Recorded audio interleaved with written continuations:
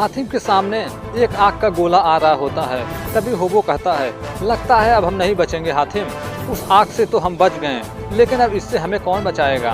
तभी हातिम कहते हैं, लेकिन इससे बचने का तो कोई तो रास्ता होगा। तभी नादिरा कहती है, बचने का कोई रास्ता नहीं है हातिम। तभी अचानक वह बच्चा उस आग के गोले के सामने आता है और अपने शक्तियों की मदद से उस गोले को रोककर उसे खत्म कर देता है, क्योंकि वह अपनी शक्तियों का इस्तेमाल करना थोड़ा थोड़ा जान गया था। इसके बाद वे सभी उस आग के गोले से बच जाते हैं। उसके बाद वे पास ही कहीं रात बिताते हैं। तभी सुबह होता है और हातिम किसी पेड़ के पास बैठे होते हैं। तभी उनके पास जैस्मीन आती है। तभी हातिम जैस्मीन को देखकर बहुत खुश होते हैं। तभी हातिम पूछते हैं, मगर जैस्मीन तुम यहाँ कैसे, आज बिना बुलाए आ गई। तभी जैस्मीन कहती हैं, मुझे महसूस हुआ था कि शहजादे को मेरी ज़रूरत है, इसलिए मैं तुम्हें सफ़ेद जादूगर जुलान तक पहुँचाने के लिए आई। तभी अचानक वहाँ होबो आता है। तभी जैस्मीन एक नक्शा निकालती हैं और बताती हैं, यह नक्शा सफ़ेद जादूगर जुलान तक पहुँचने का रास्ता है। तभी वहाँ नादिरा आती है और कहती है, हम इस नक्शे के मुताबिक नहीं जाएंगे। तभी जैस्मीन पूछती है, हातिम ये कौन है। तभी हातिम कहते हैं कि यह नादिरा है, इस सफ़र में यह हमारे भी साथ है। तभी नादिरा कहती है, मैं जानती हूँ कि तुम्हारा यह नक्शा हमें सफ़ेद जादूगर के पास नहीं बल्कि मौत के मुंह में लेकर जाएगा। तभी जैस्मीन कहती है, मैं हातिम के मंगेतर हूँ, सही यही होगा कि तुम इस मामले में खामोश ही रहो। वहीं दूसरी तरफ जफ़ार में दिखाया जाता है, नजूमी दज्जाल से कहता है, आज की रात की रोशनी से डरने और अंधेरे से पनाह लेने वाली रात है। आंखों की रोशनी कुछ देर के लिए छीन लेने वाली है।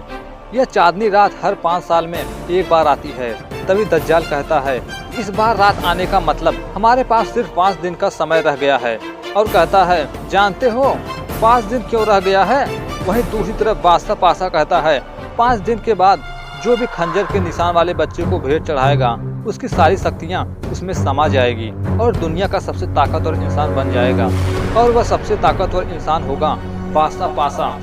और कहता है, क्योंकि आज रात को मेरा मोहराब अपनी चाल चलेगा। वहीं दूसरी तरफ चांदनी रात में हातिम और जैस्मीन खुले आसमान के नीचे बैठे होते हैं। तभी वहाँ नादिरा आती है और कहती है, शहजादे हातिम, मेरी नज़र ने कुछ ऐसा देखा है, शैतानी ताकतें के साए हमारी तरफ आ रही हैं, हमें यहाँ से फौरन निकलना होगा।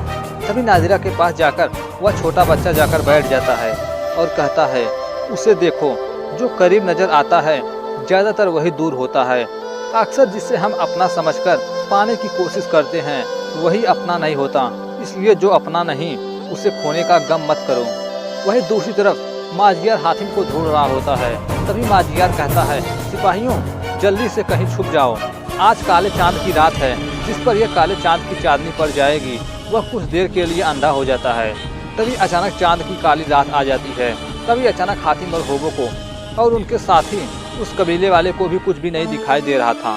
तभी होबो कहता है, हातिम मुझे क्यों कुछ दिखाई नहीं दे रहा है, हम अंधे कैसे हो गए।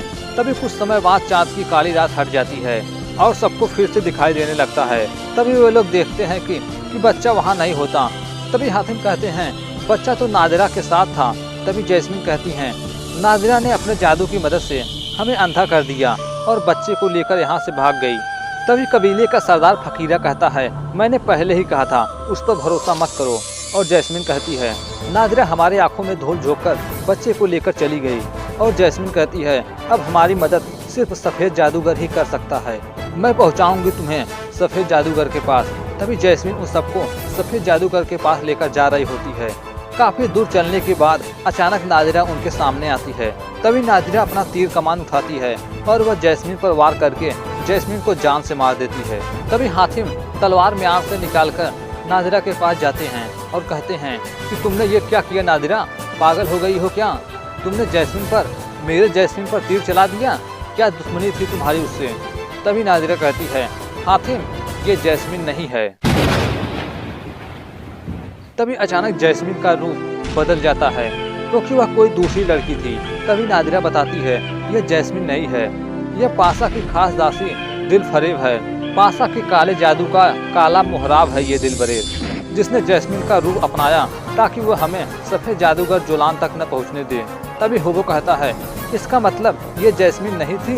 तभी नादिरा कहती है, बहुत मोहब्बत करते हो ना जैस्मीन से। तभी होबो कहता है, नादिरा तुम्हें कैसे पता चला ये जैस्मीन नहीं थी। कोई दुश्मन थी। तभी नादिरा बताती है कि यह बात मुझे काली चांद की रात को पता चली, जब कुछ वक्त के लिए तुम सब देखने के काबिल नहीं थे। उस वक्त माजियार और उनके सैनिक हम पर हमला किए थे। उसके बाद चमत्कारी बच्चे के साथ मुझे भी गिरफ्तार कर ले गए थे और उसने कहा था कि तुमने पासा के साथ धोखा देकर बहुत बड़ी गलती की है, क्योंकि जो हातिम के साथ है वह जैस्मिन नहीं, पासा की एक खास दासी दिलफरेब है, जो बहुत जल्द हातिम को मौत के हवाले कर देगी और वह मुझ पर हमला करके मुझे बेहोश कर देता है। उसके बाद पासा के सिपाही पासा के दरबार में जाते हैं और बताते हैं सेनापति माजियार ने एक खुशखबरी भेजी है कि वह चमत्कारी बच्चा सेनापति के कब्जे में आ गया है और बहुत जल्द वह पासा हुकूमत को पेश किया जाएगा। इतना जानकर पासा बहुत ही खुश होता है और कहता है अब मुझे 3 दिन और मौत सहनी पड़ेगी और 3 दिन के बाद मैं उस चमत्कारी बच्चे का भेंट चढ़ाऊंगा। न सिर्फ 3 दिन की जिंदगी मुझे वापस मिलेगी, बल्कि मैं दज्जाल से ज्यादा ताकतवर बन जाऊंगा। और नादिरा कहती है उस रात उस बच्चे की चमत्कारी ताकत की वजह से हमें वहाँ से निकलने का मौका मिला और वह चमत्कारी बच्चा अपनी शक्तियों की मदद से मुझे होश मिला देता है और फिर मैं उन सैनिकों से बचते बचते यहाँ तक पहुँची। तभी हातिम कहते हैं दिलफरेब की वजह से हमारा काफ़ी समय बर्बाद हो गया। तभी नादिरा अपने बंद आंखों की शक्तियों की मदद से आगे जाने का रास्ता पता करती है और बताती है इस अंध और धुंध वादी से निकलने का सिर्फ एक ही रास्ता मुझे नजर आ रहा है। वहीं अगली सुबह हातिम और उनके साथी जंगल से होते हुए उस रास्ते की ओर निकल जाते हैं। काफी दूर जाने के बाद वे सभी अंधधुंध वादी की सीमा के पास पहुंचते हैं। तभी नादिरा कहती है अब हमें इस खतरनाक वादी के नीचे उतरना होगा।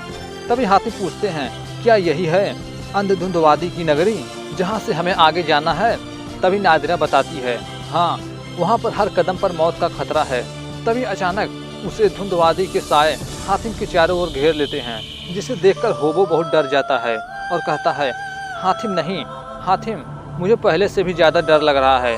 तभी वे लोग वहां से नीचे उतरते हैं। तभी नादिरा उतरते उतरते नादिरा की ताबीज़ जमीन पर गिर जाती है और वे चारों एक एक करके उस धुंधवादी के नीचे उतरते हैं और सभी लोग उस धुंधवादी के नीचे उतर जाते हैं।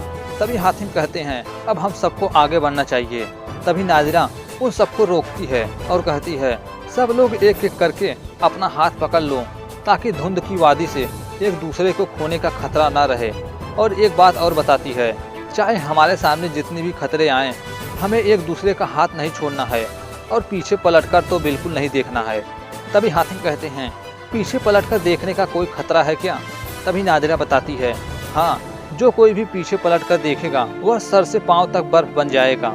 तभी वे चारों एक दूसरे का हाथ पकड़ लेते हैं और जैसे ही आगे बढ़ते हैं वैसे उन्हें आवाज़ सुनाई देती है लौट जाओ, वापस चले जाओ, वरना इस धुंध वादी में हमेशा हमेशा के लिए खो जाओगे। वापस चले जाओ, इस वादी में तुम्हारा मौत इंतजार कर रही है। तभी नादिरा कहती है चाहे कुछ भी हो जाए, हम में से कोई भी पीछे पलट कर नहीं देखेगा, हमें एक दूसरे का हाथ नहीं छोड़ना है।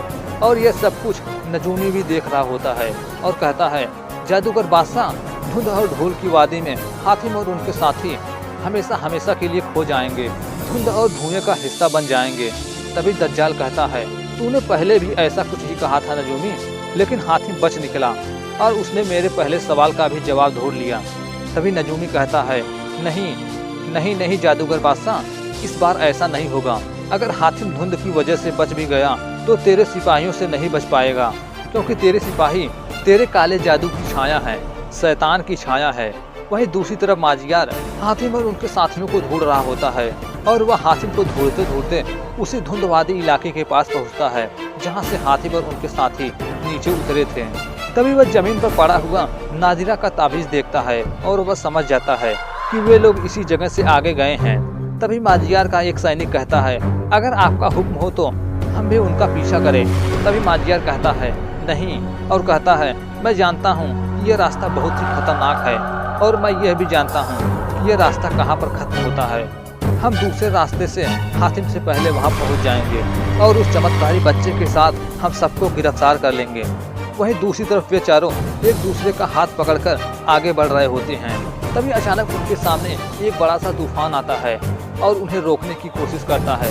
तभी नादिरा कहती है शैतानी ताकतें हमें रोकने की कोशिश कर रही हैं, हमें उनके बहकावे में बिल्कुल नहीं आना है और पीछे तो बिल्कुल मुड़कर नहीं देखना है।